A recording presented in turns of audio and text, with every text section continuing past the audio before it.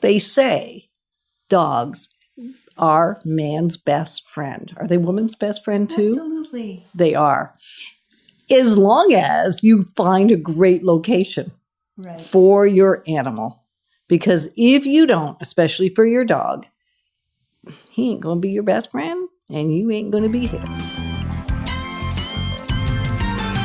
Moving forward with the Decker team. Moving forward together with the Decker team. So we've created for you at the Decker Team over 367 episodes of the Inside Track on Real Estate, where we offer real estate insights, insider tips, how to make house, home, building wealth, and simply whole living so that we and you get to thrive in the homes that we choose to live in. So, Leah, thriving in a home we live in. Yes. When we're talking about, and we're talking mostly about dogs today, because if you want to watch part 1, we talked a fair bit about other types of animals. And so we're focusing primarily on dogs because it seems to be our 4-legged, fast-moving creatures seem to be the ones that need the most consideration. And since they're our best friend, we want to give them the most consideration. Right. So location. What aspects around location does somebody want to consider when they're either buying a new home or they're going out to buy a new pet that will help them enjoy their best friend? Well, first of all, you want to make sure that you've got a great spot close by where you can take them for walks. Dogs tend to love their walks. And if you've got a great neighborhood that's already pet friendly, maybe your neighbors have dogs and you can get together with them and have a little dog walking party. Oftentimes dogs like to associate with other dogs. So if there are other ones in the neighborhood that you could go for walks with, that would be a great asset. Other things to consider, I guess, location to other services would be a big one. So you want to make sure that you have access to a veterinarian, to your pet stores, because all pets eat. You've got to get their food, and it can't be in some crazy location that takes you 40 minutes to get to just to go pick up their food. Unless you plan for it. Well, yes, you could plan for it. That's right. Yeah. But if you're looking for an ideal location for, a pet owner, then these are some of the things that they could think about. So boarding kennels, if there's a boarding kennel close by. Dog parks are a huge one. So like I said earlier. Where you can off-leash. Exactly. So when you're walking in your neighborhood, it's a good idea to always keep your dog on a leash. But in a dog park, you can let them free and they can run and make friends. And it's like playtime, play dates for the dogs. So that's a great consideration as well. It really is good. And I know the type of animal you have. I don't mean, I guess, type of dog.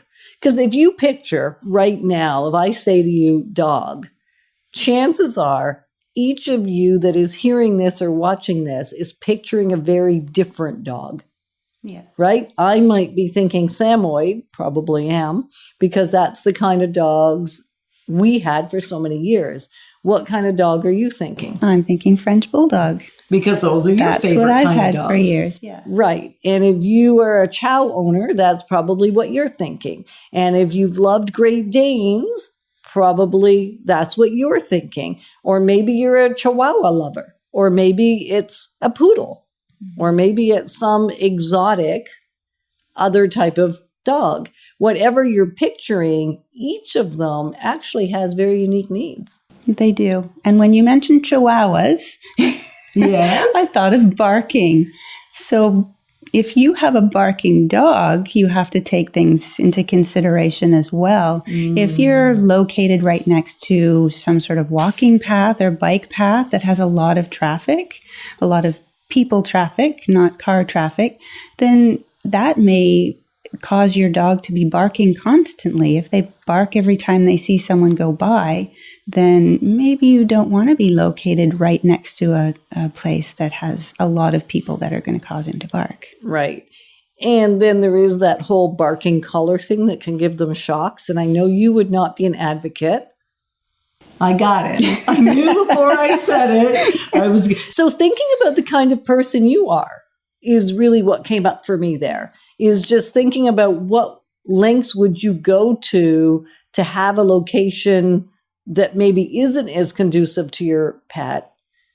And yet, or maybe you're already living somewhere and you're thinking, I didn't know that my Samoyed was going to be a barker. Because I'm going to say that you just gave Chihuahuas a bad rap. I think I did, and I didn't mean to do that. And I'm going to go in defense of Chihuahuas because I have actually met some amazing little Chihuahuas. I have too. That are not barkers. Right. And yet they have a reputation. It's the stereotype. It is the stereotype. That's right. And I've met some lovely, quiet Chihuahuas myself. My son said it to me this way, because he has a Chow right now. And Chows have certain temperaments that some people are thinking aren't great. And he said, it's really not about the dog. It's more about the dog owner. That's exactly it. And there are some breeds that have tendencies to doing certain things or behaving a certain way. But if you've got a proper owner, somebody who knows what they're doing, it doesn't have to be an issue. It really doesn't, right? And so Leah is advocating no barking collars. And I'm saying, well, consider it. I know. We don't agree. And so the great news is you get to make your own opinion. I think that was the other way around. I'm not advocating. Oh, you're not advocating the for collars. them. No. Oh, did I even try and put that on you? Oh, that's awesome. No, I'm not advocating for them either. And yet I have seen them work. Right. And so it's something you have to think about what your tolerance is for that kind of thing. Or the other kind of animal, and I say type, is if you have a runner. Right. We had a Samoyed, and the breed is known to be runners. And so it was very difficult if that door got cracked open because somebody came and knocked on the door and one of the kids opened the door for the person knocking, that dog was gone. Right. So where I was located really mattered. We were in a rural, quasi-rural area, village area, so there was slow-moving traffic. There was nothing fast. So although it was excruciating to try and find the dog and driving the streets looking for the dog, he wasn't at risk. Right. Significantly at risk anyway, because it was 40 kilometers an hour zones and that kind of stuff. So thinking about the type of dog you have and what location factors are a bigger concern. Right. And sometimes you can live in a location where those are a concern. Maybe you don't have a choice, or maybe you've made that choice to live in that particular location. Yeah. There are other ways around it. There are excellent animal behaviorists in the city. There is a veterinarian here who's fantastic with animal behavior. There's dog trainers in the city that are very good as well. So sometimes it's more training your dog to behave in certain ways to adapt to your current environment. That's an amazing thing. Maybe we need that for me as a person. Adapt to my environment in a better way. Typically, dog trainers train the people, not the dogs. I know. That's kind of what Ryan's comment was about, right? It is the people, not the dog. Yep. And the things that we're talking about are really all about reducing stress for you as well as reducing stress for your pet. Right. Because if you're yelling at your pet every time it barks because somebody walks by, that can't be a whole lot of fun. No, not for you or the dog. Right. The anxiety can go through the roof. So what we want to make sure we all get to do, and I have been a pet owner for many years, so it's more tongue-in-cheek when we give me a hard time, is really we want to make sure that we create an environment and a space that allows the dog in our life, or the cats, the other animals, to be our best friend, so that we're not in opposition with them. We're grateful that we get to grow wealth alongside you and really just enjoy the journey of making our house home. Moving forward with the Decker team. Moving forward together with the Decker team.